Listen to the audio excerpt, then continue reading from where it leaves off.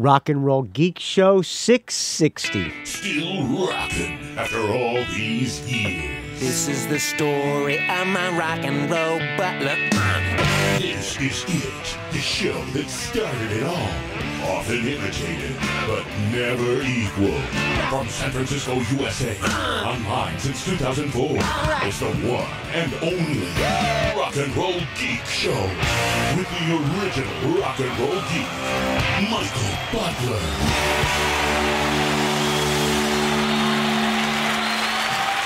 Welcome to the Rock and Roll Geek Show. My name's Michael Butler. Thanks a lot for joining me. I really appreciate it. Today is Friday, October 2nd, 2015, when I'm recording the show, and I am warning you now, I am completely dead tired. I can barely keep my eyes open, so I'm going to be winging this show tonight, playing it by ear. I went to see Scorpions last night, Scorpions in Queensryche in San Jose. Went with the whole Featherwitch band. We had a band night out. Probably the first band night out we've ever done. It was a really good time. We got extremely wasted, and I got up at 5:45 this morning after getting home at 1 a.m. completely zonked out of my skull, and I've been climbing up and down a scaffold all day today. So I'm lucky to be alive from climbing down the scaffold, up and down the scaffold today. And also before I went to work, I guested on the Cheap Talk with Trick Chat podcast, the Cheap Trick podcast with Ken Mills and BJ Cramp. We did a track by track of Special One from Cheap Trick. So I'm exhausted. I'm going to do my best to do a show tonight. I had been planning on doing a show all week, and I kept putting it off and putting it off. And I just can't put it off anymore. I got to do a show. And I'm losing my voice already, so I need to open up this Tecate. This is my third Tecate of the day, and it's always the best. I also just came back from Hardly Strictly Bluegrass. It's this festival they have right down the street from my house every year. It's free in Golden Gate Park, and a whole bunch of bands play, and you can bring beer in. It's a good time, actually. It's way better than Outside Lands. I just came back from seeing Big Star played, and Martina wanted to see Connor Oberst is the reason I went tonight. I'm planning on going maybe on Sunday. Nick Lowe is playing. Usually Lucero plays, but they're not playing this year, unfortunately. So I have to work tomorrow, so I'm not going to go tomorrow. It's a whole weekend thing. We went for a couple hours, had a good time. I drank a couple of beers there, and now I'm opening my third Tecate of the day. So let me take a sip of this fine Tecate. I'm so tired. I just spilled half of it in my lap.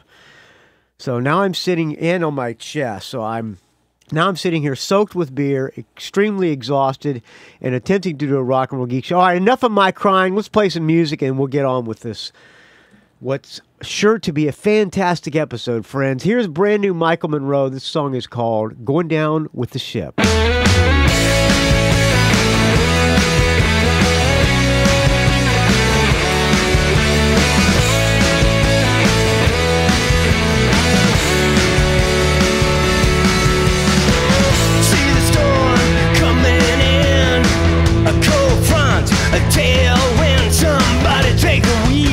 And steer us off the rocks again.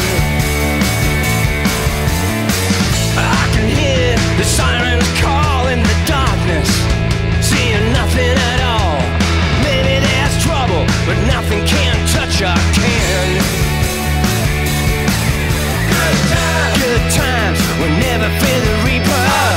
Hard times will dig a little deeper. High tides are never gonna keep us down, down, down.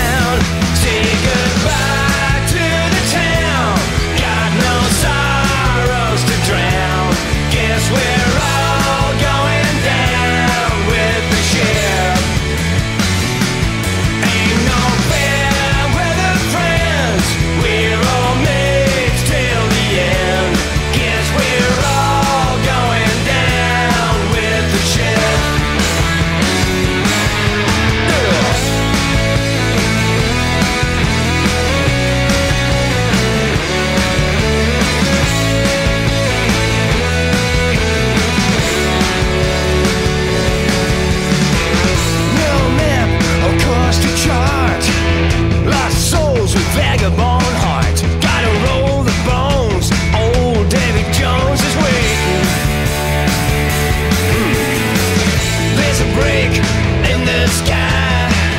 Raise up our free flag high.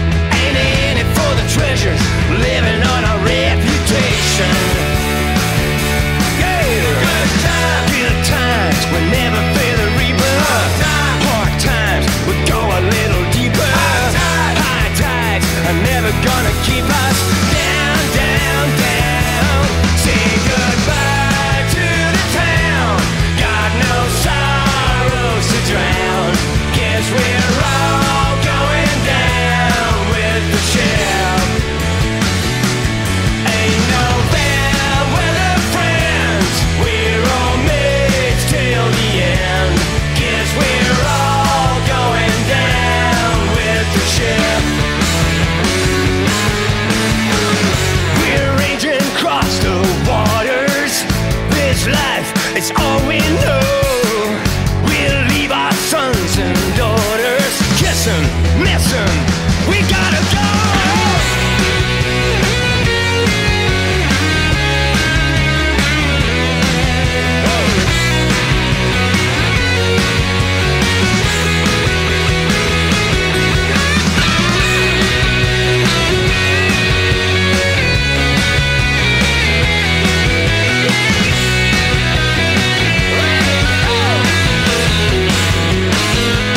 Say goodbye to the town. Got no sorrows to drown.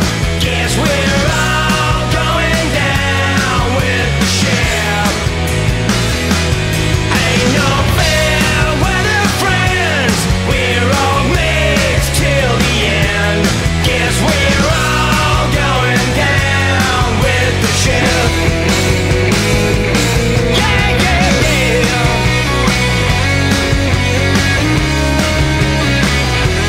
Guess we're all going down with the ship. Down, down, down, yeah.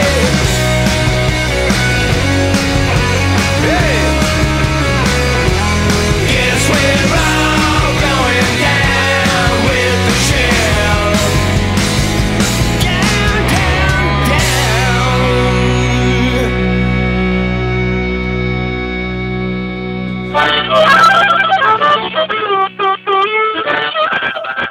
Hello, this is Michael Monroe from Hanoi Rocks for the Rock and Roll Geek Show. Keep on rocking. There you go. What am I going to do on tonight's show? I have no idea, but why don't we first start off by thanking some people who donated to the show.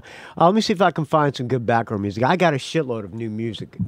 So I got brand new should I do Winery Dogs as the background music, or should I do Queensryche, or should I do some Bryan Adams as the background music? Why don't we start off with some Bryan Adams as the background music?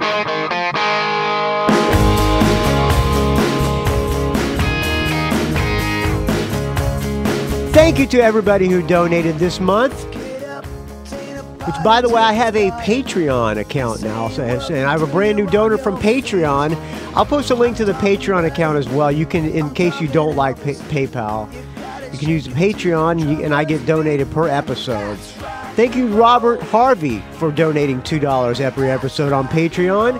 Thank you to Dan McBride for PayPal donation at $5 this month. That's rock and roll. That's rock and roll. Yeah. Thank you to John Boveri for the $5. I kind of like this Bryan Adams. I have not heard this. Do you want to start a revolution, or do you just want to have some fun? Thank you to Peter Spark for the $2. Thank you to Michael Mack for $2. Thanks to Chris Harrison for the $10. Also, thanks to Chris Harrison for sending me the brand new Dan Baird, or not sending me because that would have just been wrong. Thank you to Delirium Records for the $5. Thank you to Mario Zoth for the $2. Nice little ditty. Thank you to Paul Fonderie for the $10. Thank you to Kelly Mitchell for $5.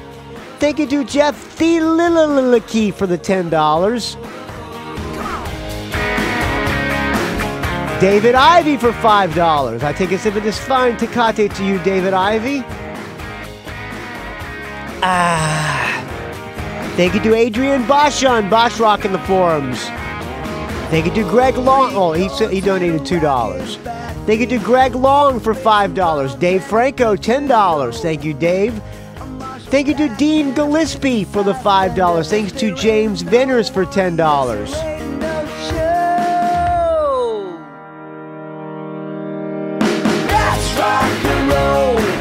Thank you to listen, putting a smile on my face. Thank you to Richard Strom for the $5. Thank you to Dale Roller for $5. That's rock and roll. Did I say Dale Roller for $5? Thank you, Dale Roller. Again, if I didn't say your name once.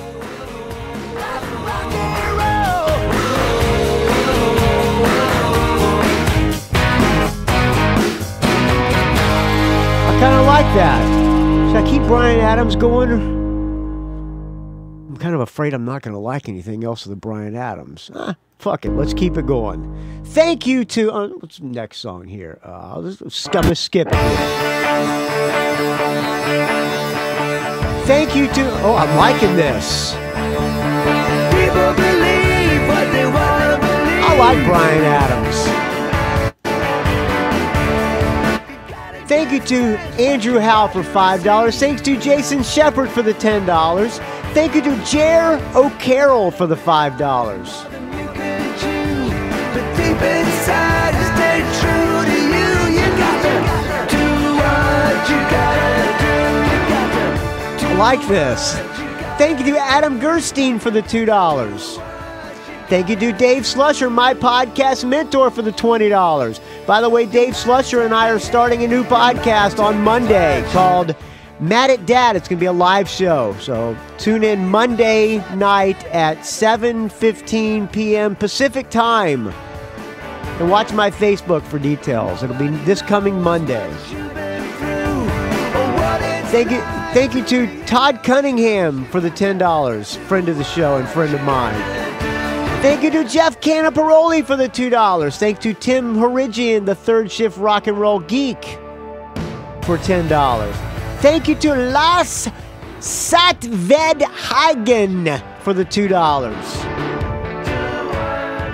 Thank you to Sigmund Highdasher for the $5. Thank you to Stephen Mascord for $5. Thanks to BJ Lisco for $10.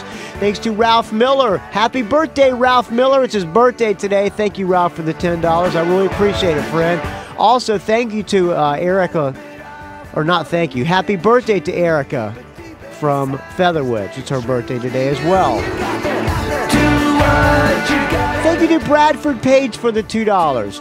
Thank you to Anthony Lascalzo for $2, Patrick Shanahan $5, Chris Stanley for $10, School of Podcasting $10, and thank you to Dan McBride for the $5. I think it's Chris Stanley gave me the damn Baird, did not give me the damn Baird.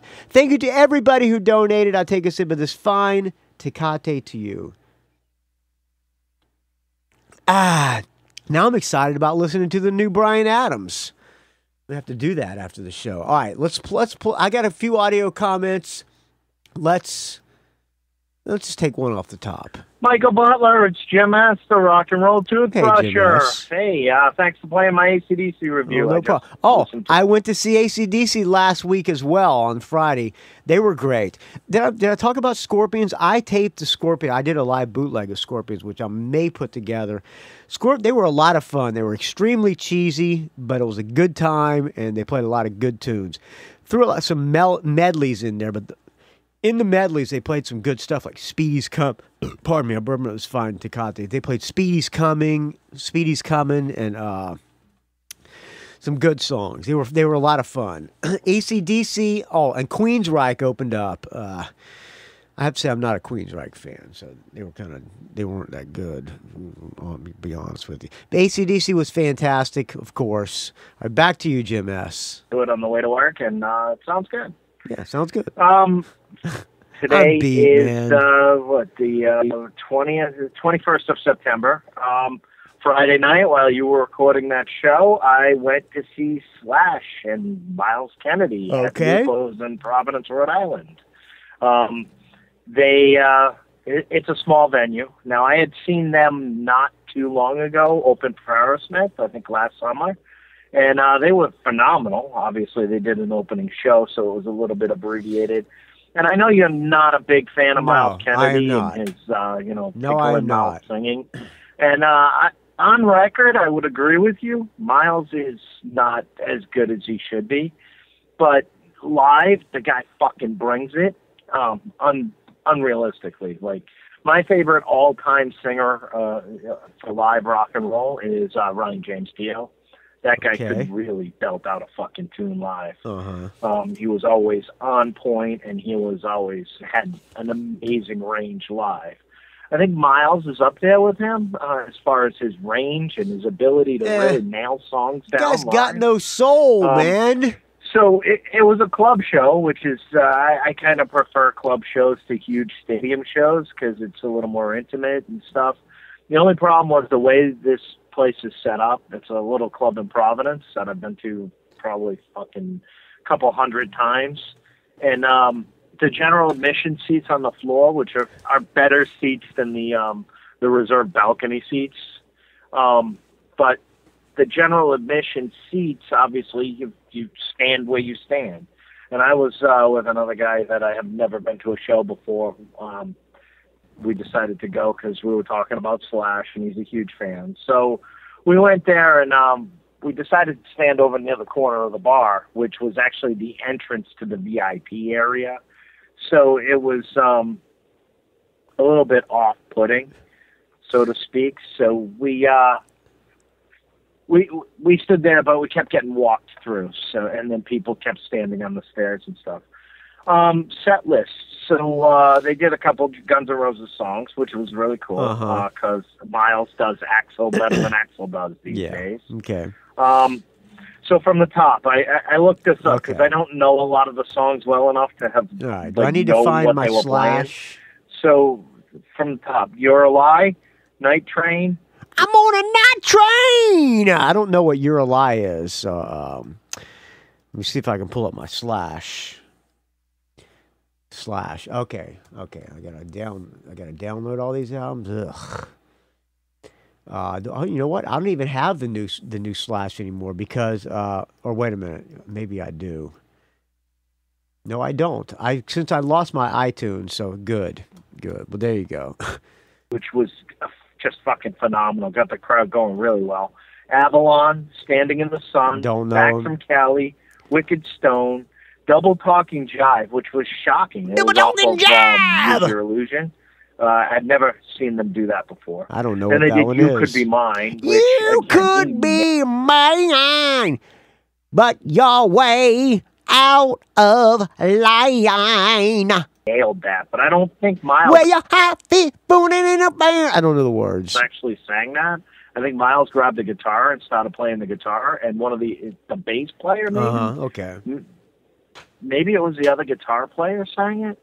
One of the other guys, I think, stood up and sang You Could Be Mine. It was really kind of cool. Dr. Alibi, Welcome to the Jungle. Welcome to the jungle. Again, the other guy sang that one, too. All right. Starlight, Beneath the Savage Sun. Don't know any of these. Dissident, played Rocket Queen, which was just fucking smoked. Daddy was in porno. Is that it? Is that the Rocket Queen? Her daddy was in porno. Better than any time. I saw Guns N' Roses 3 or 4 times back in the day when they were, the full band. It was just better than that. Bent to Fly. Then they played World on Fire, which was just amazing. They nailed that one down. Okay. Anastasia, Sweet Child of Mine. She got eyes that'll seem to me. Clearly, Slash just if you've never seen Slash do Sweet Child of Mine, you should. Slither, and then they closed with Paradise City. Take me down to the Paradise City. Set list. They threw in 2 songs that I'd never seen before, Rocket Queen and You Could Be Mine. But other than that, it was almost the same set they played when they opened for Aerosmith. They played a little bit longer. They didn't really do anything too fancy. I do still owe you AC/DC pictures. I will send you a picture of Slash, too. Funniest story was after the show, we went to a little bar around the corner, and we were having a couple of drinks and something to eat to soak up the alcohol before we drove home. And so my friend went his way because we'd met at the show, and then I went the other way. And I'm walking over, and there's a big crowd there, and I look over the fence, and there's Slash signing autographs. So, of course, I pulled out my phone to snap a picture, and the security dude was just the biggest dick in the world. Now, I wasn't going to stand in line to get an autograph because I'm not an autograph person, but the security guard's like, you can't take pictures, you can't stand there. I'm like, dude, I'm snapping a photo. I'm not cutting the line. I got a little news for you, Jim S. The security guard would not stop people from taking pictures unless it was on direct orders from Slash or Slash's management, okay?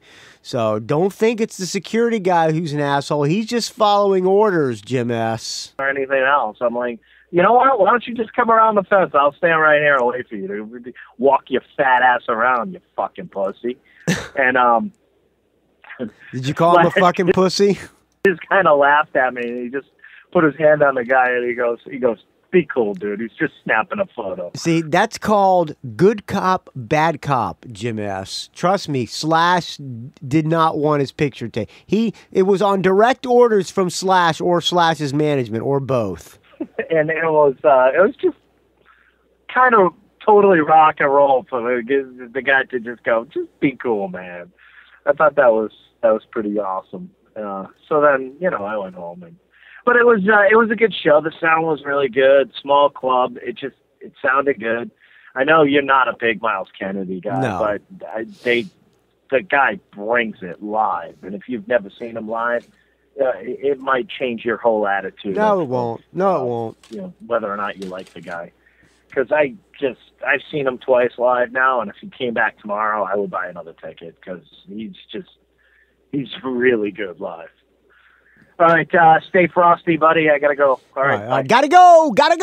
All right. Thanks, Jim S. You too can leave me a show review. Area code 706-621-ROCK. That's area code 706-621-7625.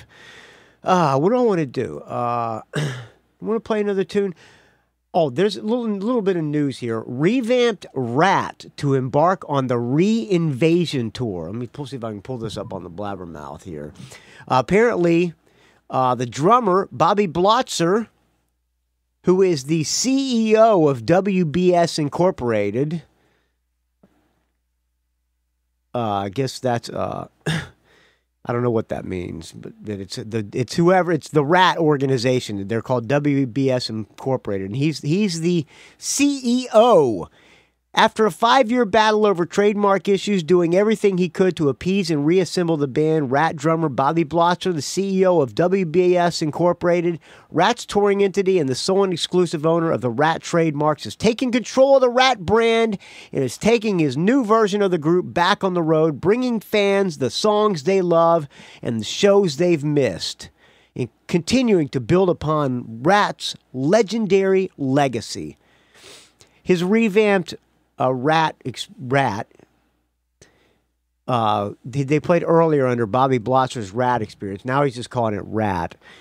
In the band is Josh Allen from a band called Sin City Sinners, Scott Griffin from LA Guns, Doc Ellis, who was in Jizzy Pearl's Love Hate, and a 22-year-old guitar hero named Blaze.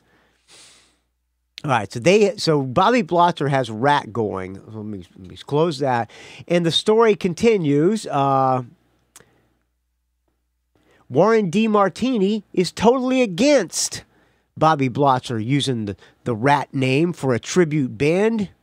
Ratt guitarist Warren DeMartini says he is totally against his bandmate Bobby Blotzer's decision to use the Ratt name for the drummer's tribute band and is taking steps to prevent any further misuse of the band. And a couple of days later, this news story came out. Warren DeMartini sues Bobby Blotzer for passing off a tribute band as the real thing. Ratt guitarist Warren DeMartini has filed a lawsuit against the band's drummer Bobby Blotzer, claiming that Blotzer is falsely advertising his tribute band as the real thing. Blotzer announced on September 23rd he was taking control of the Ratt name and was planning to hit the road with a new version of the group, which I already told you that. WBS Incorporated, the company which manages the business and operations related to Ratt, was originally formed by Bobby Blotzer, Warren DeMartini, and Stephen Pearcy. Pearcy lost his share of the name in court after splitting with the group in 2000. He returned to the band in 2006, but exited again last year. Blotzer has since expressed his desire to keep Ratt alive with a new singer, but explained that DeMartini did not want to tour as Ratt without Stephen Pearcy.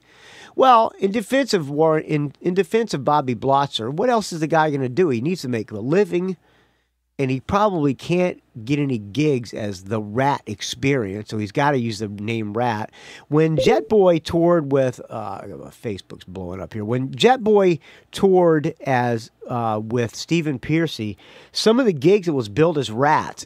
It was just Stephen Pearcy. So when it was not, that was a packed show. The ones that were billed as Ratt. When it was just Stephen Pearcy solo, those shows were hardly attended at all. I mean, some of the shows had like 15, 20 people, believe it or not. Okay, the case arises from the former drummer of the rock band Ratt trying to take over the band and pawn himself and a cast of substitutes off as the genuine articles, claims Warren DeMartini's lawsuit, which was filed Tuesday, September 29th in Los Angeles Superior Court.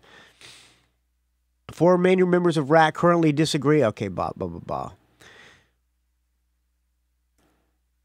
So, yeah, Warren DeMartini is suing. According to the lawsuit, Blotzer held an annual WBS shareholder meeting on September 3rd at Jerry's Famous Deli in Studio City, California, in which he elected himself chairman of the board. Yeah, I'm electing myself as chairman of the board and president in place of Warren DeMartini, while DeMartini was elected vice president of guitars.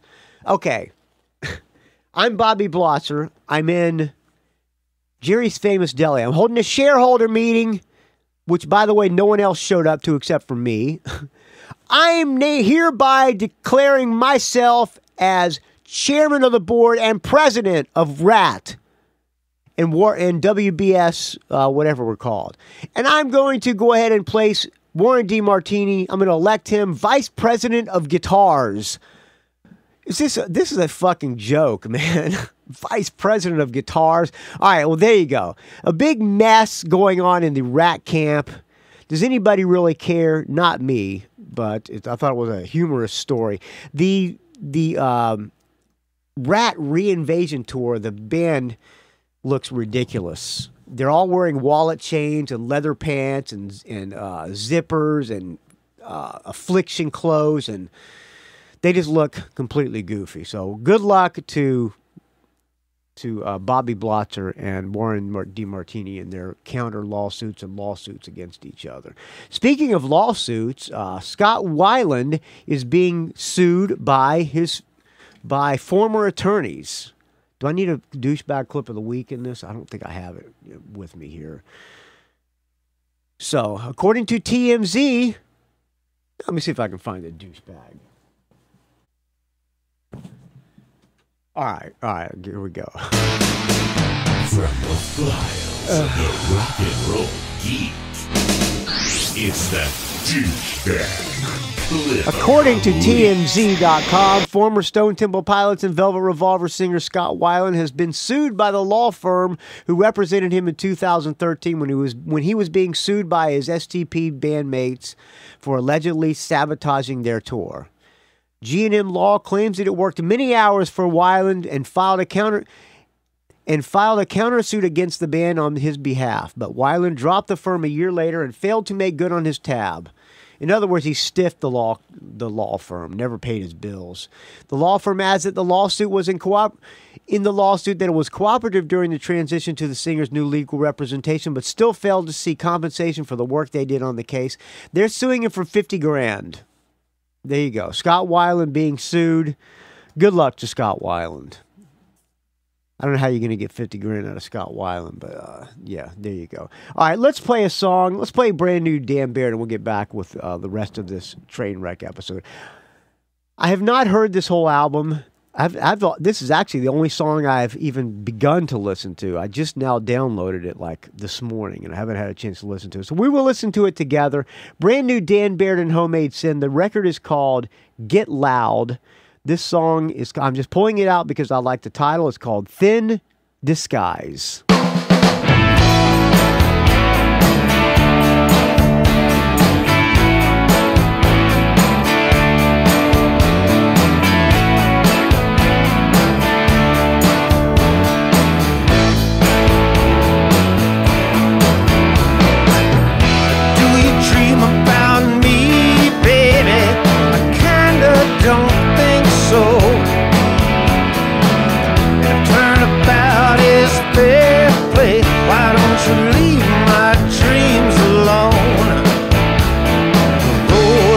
Together, it's just a distant memory.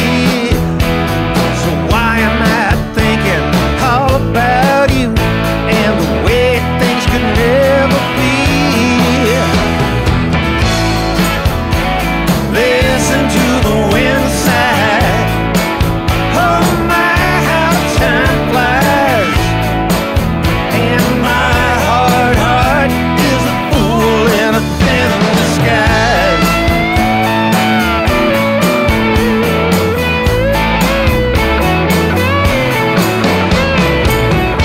What's the matter with me? Since when am I the sentimental kind? Couldn't matter much less to you. Couldn't even pretend to try. We both know I should know better, but that ain't the way she rolls. That look in your eye, I lost it all, cut me right to my soul. Listen to the wind sigh. Oh my, how time flies. And my heart is a fool in a thin disguise.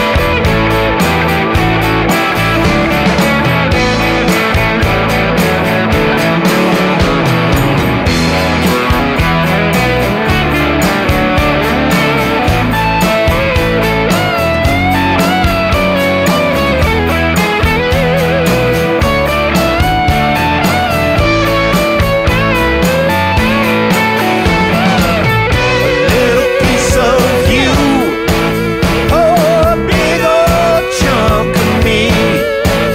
Ain't it funny?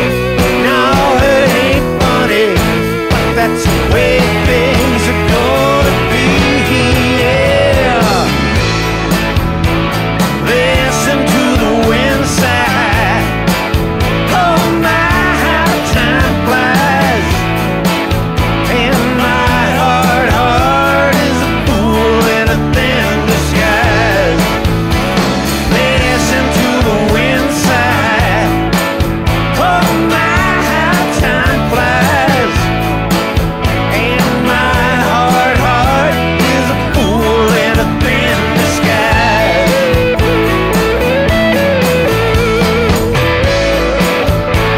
Listen to the wind sigh.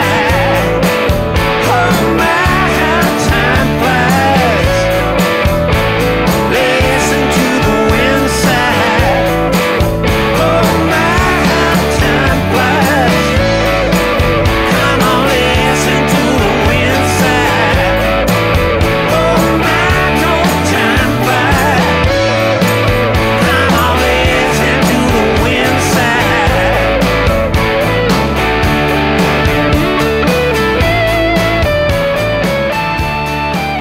There you go. Nice. And Dan Baird is good. Fuck, that guy is good. Oh, I can't wait to listen to this whole album. I got so many I have so many albums I need to listen to.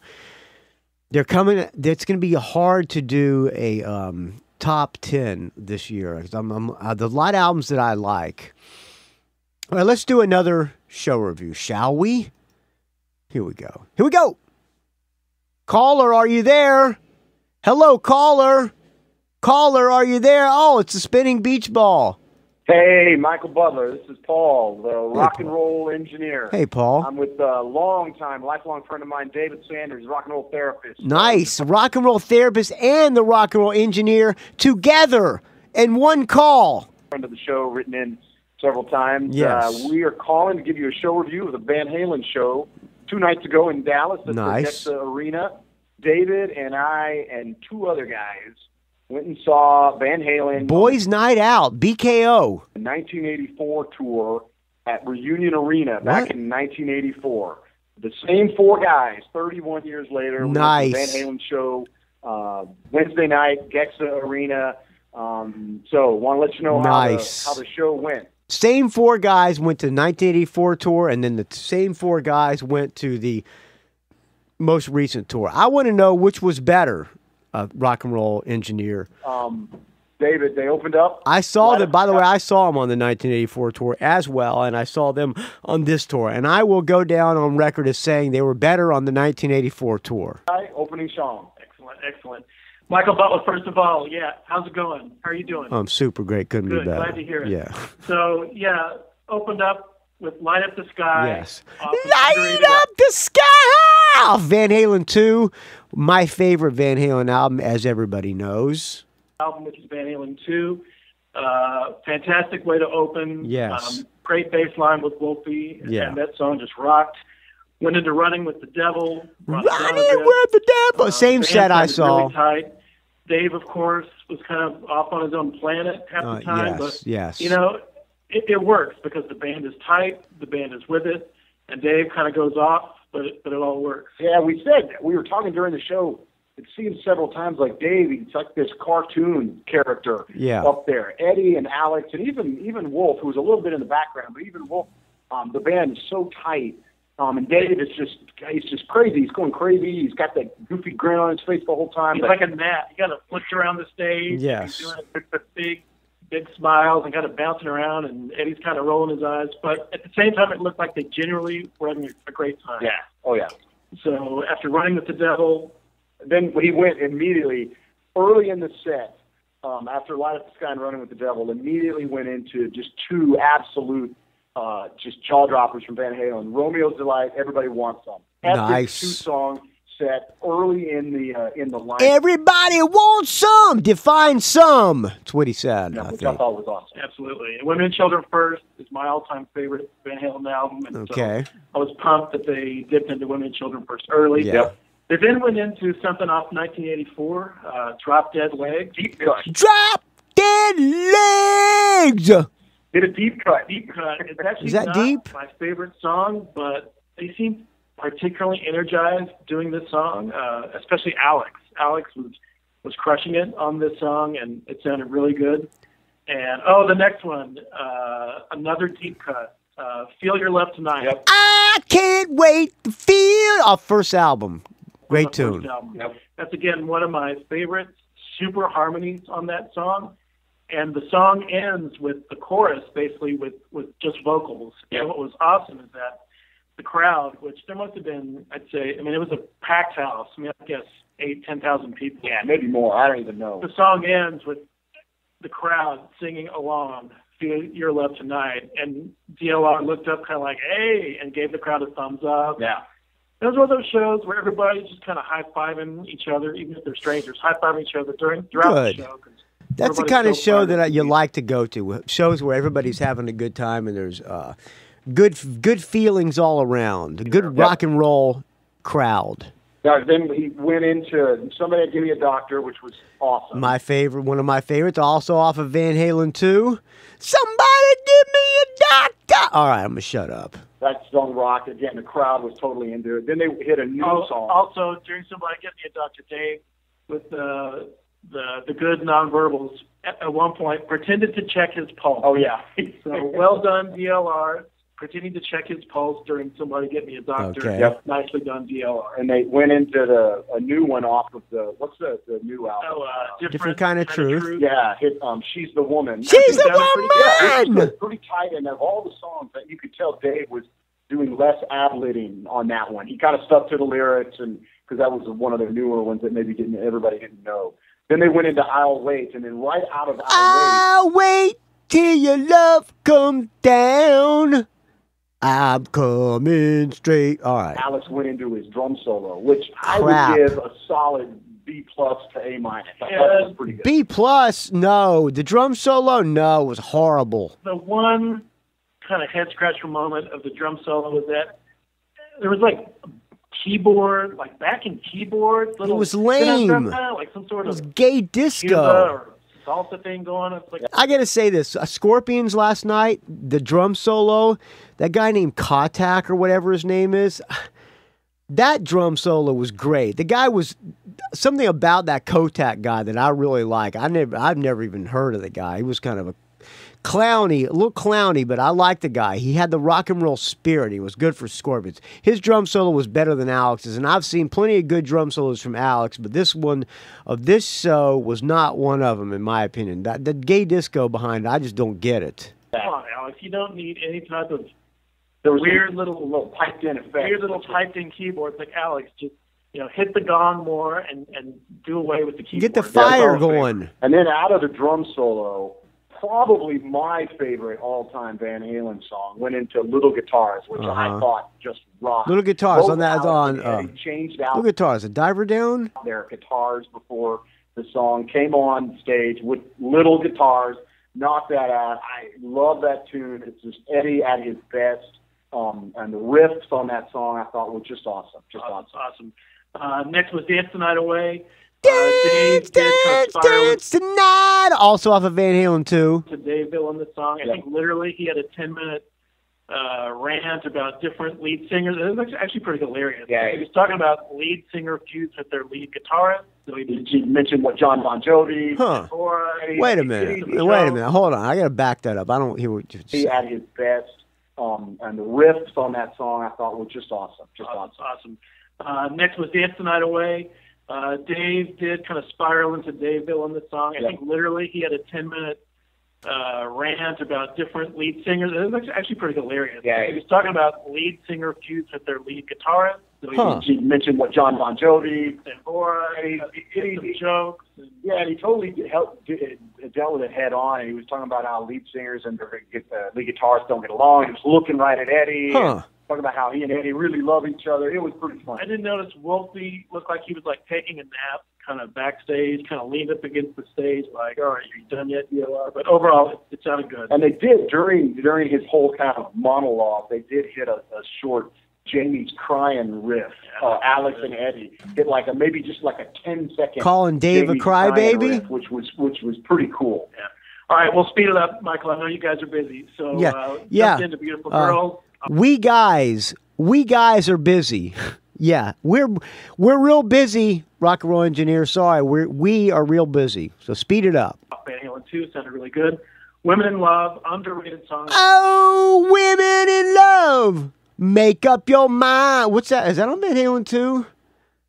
Or is that 1984? I don't know. Somebody call and let me know. I think it might be 1984. I don't know. Van Halen 2. Totally. Yeah, New Van Halen 2. They've got now really, I think, improved the song. Really good song, right? They hit Hot for Teacher, which, rock. I'm hot for teacher. Got him bad, so bad. Crowd all going. And then hit David's favorite song. This gave me chills when they opened up with In a Simple Rhyme. And do me a favor, Michael Butler, play at least part of In a Simple Rhyme. Lots of Van Halen fans don't know this song, never made the radio. What's In a Simple Rhyme great on? harmonies, sounded killer. What album's that on? So anyway, that was a peak moment for me. Yeah. Then hit Dirty Movies, which was great. Deep cut from A Fair Warning, which just was great. And then they went into the kind of the quiet section where Dave took a seat, got his harmonica, went into his whole monologue about world peace and all this stuff. We segued right into Ice Cream Man, which was pretty cool. Unchained, again, Eddie, just super tight, super technical, power chord. Unchained! Nothing stays the same. By the way, In a Simple Rhyme from Women and Children first.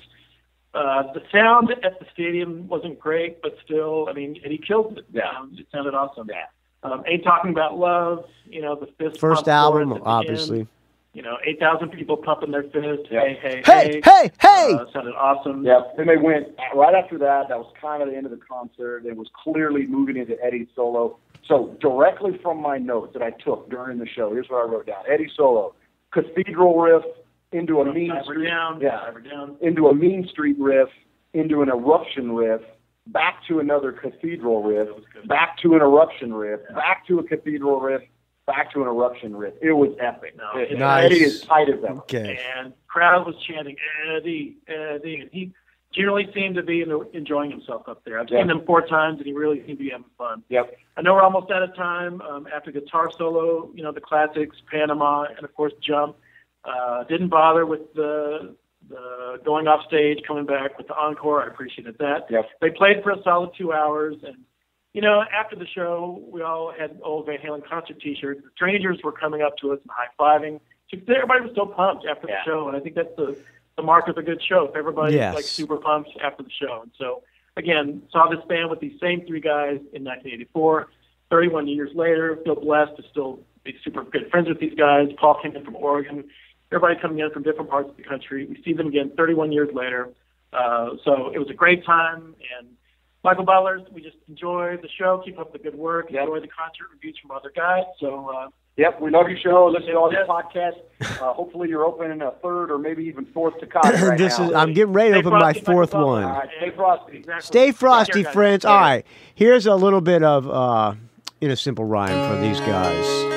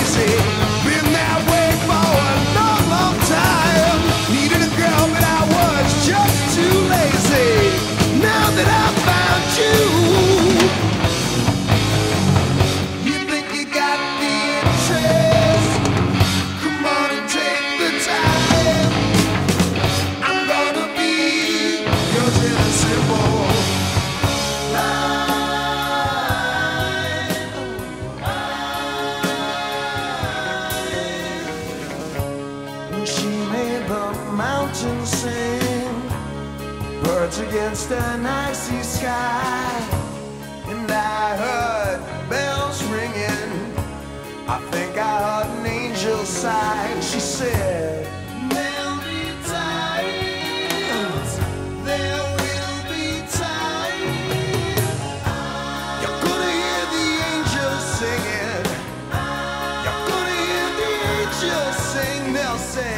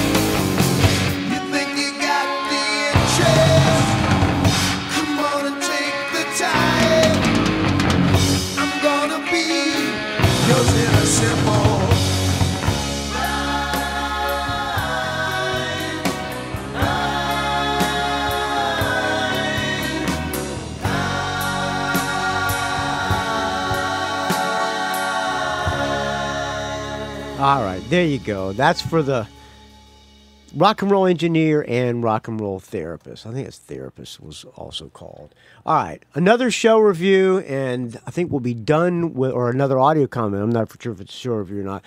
Another audio comment, and we'll be done with the audio comments for this episode. My wife and I. Whoa, back it up. Whoa, stop the clock. All right.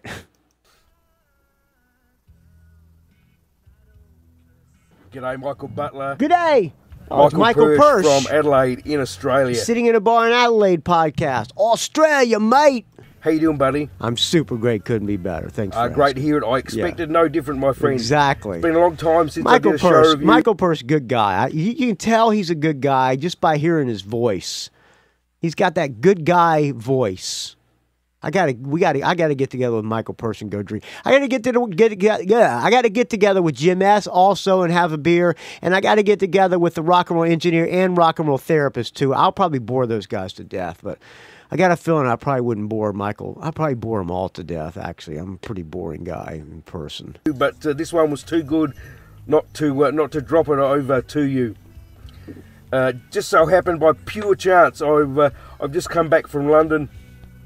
And when I was there, Franz Ferdinand and Sparks were playing. And Franz Ferdinand and Sparks, I think they have a band together now. They're doing a collaboration called FFS. They're coming here in like 2 weeks. I would actually like to go see them because I'm not a Franz Ferdinand. How do you say the name? Franz Ferdinand or Ferdinand? I don't know, but I'm a Sparks fan. So, oh, did I mention that today's my this show is actually my 11th anniversary? I started doing the Rock and Roll Geek show, I think like September 14th or something like that. So I missed my 11th anniversary, so I might as well announce it now. The show's been going 11 years. I started in 2004.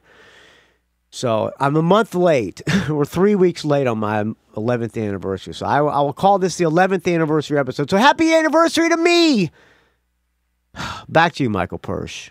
I think I recall you mentioning on the show at some stage what a huge Sparks fan I'm not an authority on Sparks, but I do like Sparks a lot. When I was a kid, we didn't have MTV. We had this show called Night Flight, which was Don Kirshner's rock concert, and Sparks was on just about every week. And there were this weird band. The keyboard player looked like Adolf Hitler, and the singer looked a little bit like Mark Bolan, and they were quirky, but they were a little bit like Queen, and they were kind of out there, and I always liked them. They had catchy tunes too. And so am I, and I had got to this point in my life where I never thought I would see Sparks play. So to have the opportunity to see these guys is just mind blowing. I really wasn't aware of the album much. The FFS album. Until just before I left home. Well, I wasn't aware of it until I got your audio comment. And by the way, thank you for not you sending me that, Michael Persh, because that would have been just wrong. A promo copy lobbed on my desk, and I put it on my MP3 player, and it just blew me away. So many great songs, and it's just such a solid album, and just dripping with Spark sounds. And if you haven't heard it, and I hope you have, it's just a great album indeed. So I lobbed in London without a ticket, and I thought, it's going to be really hard to get a ticket. And it just so happened that I was, my wife and I were visiting a friend in Oxford Street who works in a jewellery store, and we went to say hello, and she wasn't there. She was having lunch, so we went across the road to grab something to eat to wait for her, and looking straight at me is a ticket booth selling tickets to Franz Ferdinand and Sparks gig. Right, well, there you go. At the Forum in 2 nights from that day. So I snaffled them up. Snaffled them up. And I was not disappointed one little bit. So we went out to North London to a place called Kentish Town. And the gig's called the Forum. North London, around Camden and Kentish Town, is rock and roll central. I'm sure you know that, in so many great clubs around there. And the Forum is an old theatre, and I'm not really sure how many people it takes, maybe 5,000. It's fairly big, and it was packed. For the guys in Australia, it reminded me of the Palais in Melbourne, but a bit smaller, only 2 levels, if that means anything to Eddie in Melbourne. Oh, okay, maybe to Eddie. Excuse me, I've got a cold. The the guys came on and the crowd just went nuts. Now, it was really quite an old crowd. I was upstairs. Now, I'm kind of unclear, Michael. So what is the deal with Franz Ferdinand and Sparks? Are they doing, is it Sparks, then Franz Ferdinand, then they all join each other, or are they all one band? I'm not really that up on it. I'm guessing they just play as one band, right? And there was a younger crowd downstairs, and they were just on their feet all night. But even upstairs, the crowd was just going crazy all night. It really blew me away. And as I expected, the band played heaps of stuff from the new album. Just about played the album in its entirety. Started off with Domino Effect, which I think is just a great song. Domino Effect, huh? And the guys from Sparks, just as you would expect, just stole the show. They were just so good. Russell came out wearing this poncho thing, and he just looked so ridiculous. He was just took command of the stage and was just on fire all night. And Alex, the vocalist from Franz Ferdinand, and Russell just worked together so well, and they were just in each other's pocket, as was the whole band. As I said, I didn't know a lot about Franz Ferdinand, but they're pretty slick players. They were all. I know nothing about them around either. Instruments and jumped on each other's instruments. They were very talented guys. So a great show. As I said, if this show comes your way, go and see it. I'm going to try to go in a couple of weeks. As one would expect, Ronald stole the show. Man, he is so good. And they had him on his keyboard right at the front of the stage. And he did his normal thing for most of the night, but then, as I think Sparks did in their live show, in the middle did his dance routine and just brought the house down. It was sensational. But what would you expect? And they did, as I said, they played nearly the whole album, which I really can't find too many bum songs on it. Call Girl they played, which just brought the house down, a great song. Call Girl, Johnny okay. Disillusional was a great song. And they finished the set with a crazy song from the album called Piss Off, but the whole audience was singing on with them. It was really sensational stuff. And of course they played some Sparks songs. They played Sherlock Holmes, #1 song in heaven, and they also played This Town Ain't Big Enough for Both of Us, which is one of my favourite Sparks tunes of all times, and maybe one I guess most people would know.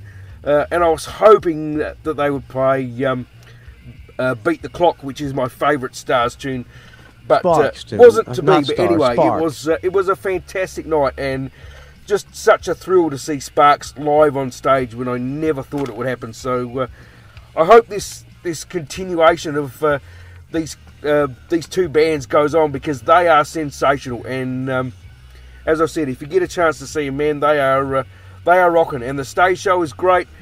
I really couldn't fault it. Anyway, that's enough waffle from me.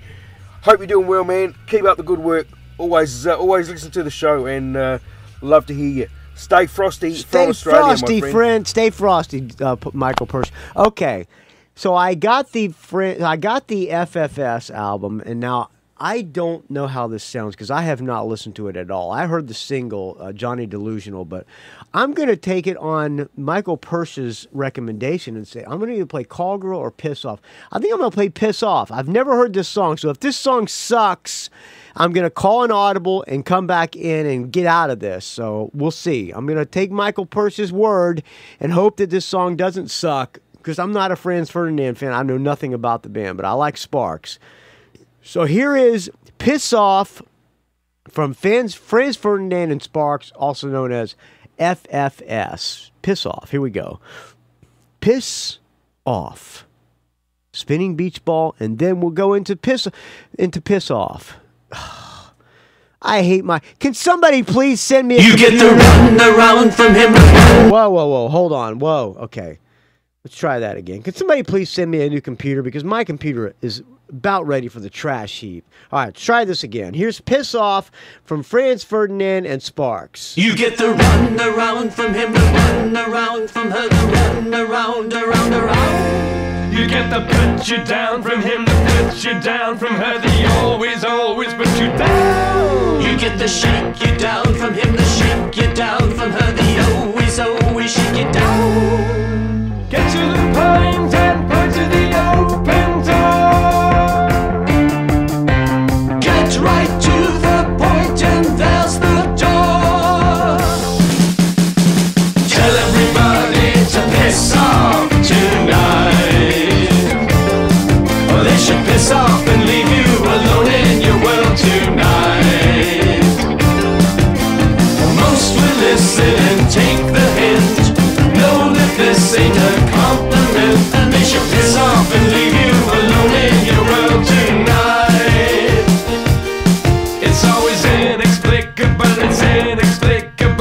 still they're eager to explain. It's always inapplicable, it's inapplicable, but they'll apply it all the same. It's always irrefutable, it's irrefutable, but still their arguments remain.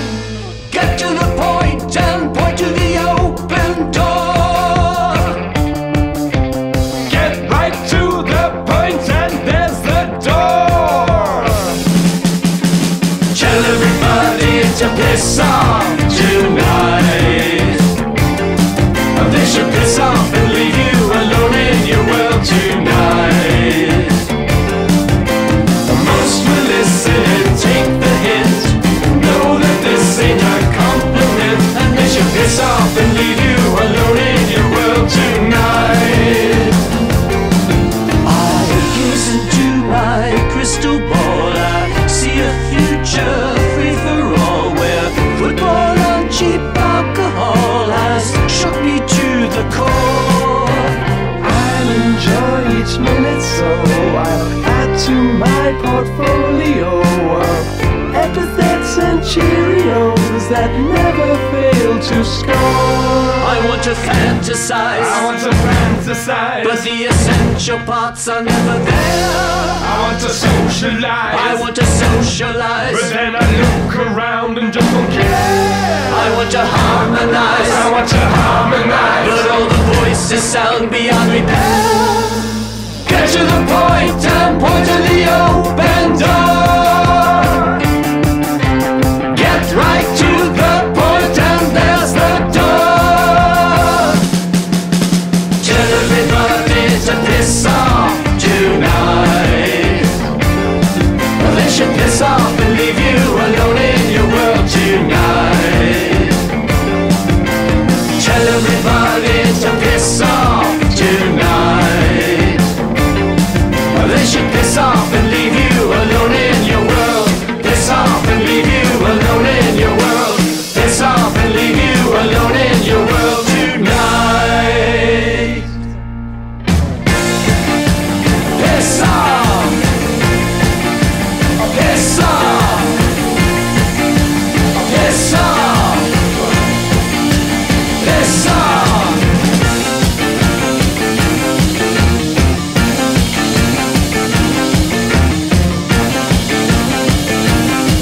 Piss off. All right, there you go. Kind of quirky tune. Great, no, but it's Sparks. What can you say? I think I'm going to try to go see that show. It should be a good time, I think. Not a Franz Ferdinand fan, but I am a Sparks fan, so we'll see about that. All right, this was sent to me. Where's that douchebag clip? Can somebody please find me the douchebag? I need a producer really bad. I can't find anything on my computer. From the files of the Rock and Roll Geek, it's the douchebag clip. Another douchebag clip. This was sent to me by my friend Chiaki from Metal Moment Podcast. Vince Neil hangs up on Tanner. Now, I don't know what this is, so let's listen to this together here. Okay. I guess, Vince does a interview on some... 105.9 The Brew. Okay. Vince Neil does an interview on 105.9 The Brew. All right, back it up here. When anybody does interview on these kind of morning zoo shows, the douchebag usually turns out to be the DJs. 105.9 The Brew. It's Tanner in the morning. I got Vince Neil and Motley Crue on the phone, man. Hey, Vince. Hey, Vince. Hey, hello. What's up, dude? What's up, dude? Yeah, just hanging out, man. That's about it. You having a good... Wow. What's up, dude? Oh, just hanging out, man. That's about it. Good morning so far? Vince Neil must hate doing these interviews. Just woke up a little bit ago, so yeah, so far so good. Now, when you have to wake up for all these interviews, what do? Do you just hang out in your bed in your man hammock or what? What's a man hammock? In your man hammock? Do you hang out in your bed in your man hammock? I don't get that. I mean, I got up like an hour ago, so okay. I'm just sitting on the couch watching ESPN. So, dude, the final Motley Crue show in Portland's coming up in December. We're pretty excited about that. Yeah, we're excited about it's a great that. Show. I mean, we added It's gonna be great. It's gonna be great. From what it was last year. I mean, the stage is almost like it reminds me of like a transformer. It like comes alive with arms and fire. Right. Things moving up and down. It's pretty crazy. Hey, you know what's weird is that I've seen Motley Crue's final show 2 times already. I saw Wow, once in that's Detroit, crazy, and then here, man. I guess in Washington at Amphitheater Northwest.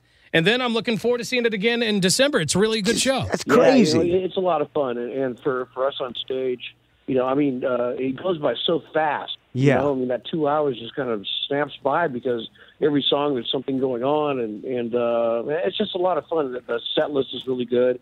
And, playing all the songs that people want to hear. And you got some pyrotechnics during the show. And I remember I sat I think I was like on the 4th row at the last Motley Crue show. I was pretty close to the stage.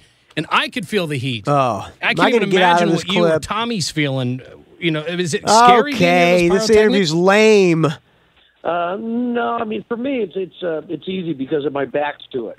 Because everything's, behind me. Okay. All right. Get on with it. Right. Which kind of sucks. I'd like to sit and watch the show one time. Yeah, I guess that's the bad part about being in a big band is that you don't get to enjoy the show like we do. That's a good question. It sucks. Now, when you joined Motley Crue, many moons ago, did you have any idea that you'd still be kicking ass in 2015? Kicking ass. No. Okay, let me fast forward. Motley Crue said that it's going to be their last show. A lot of people don't believe that. I believe it, but I believe believe from it. you. Is this really the end? Yeah, after this year, after New Year's Eve, our last night in Los Angeles, no more Motley Crue. That's it. Is there ever a chance that maybe you'll do like a resident? Believe it or not, I mean, just don't hold your breath. Do you think that maybe you'll do like a residency in Vegas, like Def Leppard and some of these other bands? No, Motley Crue's done. Motley Crue's over after New Year's. There's no amount of money that could convince you guys to go back on tour once you say it's over. No, it's done. Well, I'm looking forward to seeing it, man. Now, He doesn't believe him. This beef between Motley Crue and Metallica. I'm sure it's not as I didn't know there was a beef between Motley Crue and Metallica.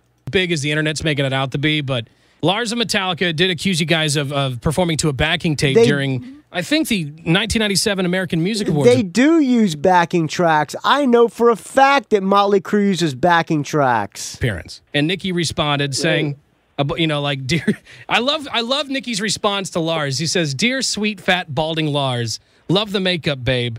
Take your ever moronic soapbox." I mean, it's a great quote. So what's going on there between you guys and Metallica? Well, hey, look, you have to ask Nikki about that. Vince doesn't want to answer this. I had no idea there was anything between us and Metallica until I read Vince it. is going, "Can I get out of this interview? This is lame." So, I had no idea. Well, Tommy tweeted out a picture of Lars. Tommy tweeted out a picture playing the drums, and he put the straight out of Compton. Can we please get the word tweet out of the vocabulary? Hey man, I tweeted out a picture. The logo that everyone was using, and it says straight out of Tempo. I know I saw it, but like I said, you gotta ask him. I have nothing to do with it because like I said, I had no idea there was any. Why are you asking me, man? Why don't you ask Tommy? I had nothing to do with it. I had nothing. Had blood between us and Metallica. But he's accusing you guys of, lip syncing. When I saw you guys live, it didn't look like you were lip syncing to me. No, but it sounded like they were. There's no lip singing. There's not lip syncing. They're not lip syncing. There's backing tracks. Douchebag. They're not lip syncing. There's backing tracks. All the background vocals are. And Nikki Sixx's bass. I remember seeing Cheap Trick at the Rock and Roll Fantasy Camp. I was covering it back when I had Shane help. Super producer Shane got me into all cool things. And Cheap Trick played acoustic, and they were talking. And Tom Peterson goes, "Yeah, this bass is kind of like Nikki Sixx's bass. It plays itself," which was insinuating that Nicky uses backing tracks of his own bass tracks. This is what Tom Peterson said. And all right, trust me, they use backing tracks in rock and roll. Right. I mean, it just doesn't happen. It does. It's not lip syncing. Kind of a stupid thing to even talk about. Not lip syncing, but there's backing tracks. And by the way, Scorpions use backing tracks too. When I saw them last night, you're using backing tracks, Vince Neil. Thank God he's not listening to me. Come and kick my ass. I mean, anybody who goes to the shows can tell there's no lip singing involved. No lip singing. There's no lip singing involved. That's live. for sure. There's no lip singing involved. Pretty lame. And I just don't know why he would bring that up. Like, what's the big deal? You're both successful. Why even? Well, I don't know. I don't know, dude. I don't know. Stop asking me. I don't know. No idea. That's between Nicky and Tommy. You know, for some, someone said something to them. They said something back. Like I said, I wasn't involved. I didn't even know we had involved with them. So, again, it's one of those things that's been blown a little out of proportion then. Well, listen, Motley Crue, you guys are our stars, man. I'm looking forward to seeing you in December at the Moda Center. Details on that show at 1059thebrew.com. Thanks for calling in, man. Hope everything's well with you. And hope you have a great day. He hung up on him. Hello? Unbelievable. All right, there we go. Like talking to a sofa. Rock and roll geek. It's the douchebag clip of the week. All right, I think that's going to about do it for the Rock and Roll Geek Show tonight. We're an hour and 12 minutes, and I am dead on my feet, friends. So thank you for listening. Another train wreck episode. What can I say? What can I say, friends? All right, I'm going to close out with one more song. Let me tell you, before I do that, let me tell you, I can reach me. You can find me on the Facebook, R&R Geek. You can find me on the Twitter, R&R Geek. You can find me on the Patreon, patreon.com/R&R Geek, where you can donate. You can also, I'll put a link to that on the show notes of rockandrollgeek.com, and you can also donate on PayPal as well. Thank you to everybody who donated. I take a sip of this fine Tecate to you, my fourth one of the day. Find me on the Instagram, Rock and Roll Geek, don't ask. Find me at rockandrollgeek.com and send me an email, rockandrollgeek@gmail.com, area code 706-621-ROCK. I'm going to try to get this, I'm going to try to do these more. I didn't do one last week, and I feel really bad about it, so just get on my ass. I get so busy and so tired. Last week, all right, I'm not going to bother explaining. So happy anniversary to me. 11 years. If you've been with me for 11 years, that means a lot, friends. If you're a new listener, that also means a lot. I can't like I say, I always say this, I can't promise every show will be professional. As a matter of fact, I can probably promise that they will all be unprofessional. But I can promise it will be honest and it will be from my heart. And from my heart, friends, I thank you for listening.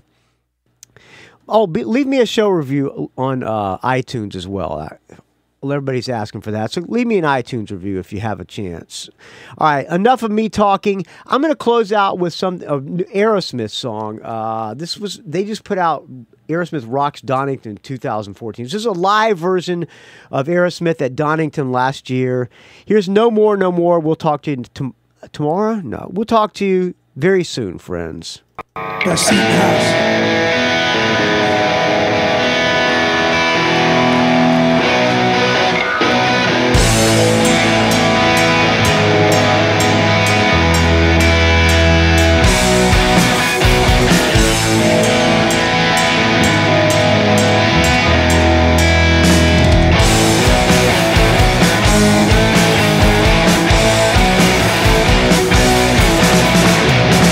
stains the ivory of my daddy's baby grave.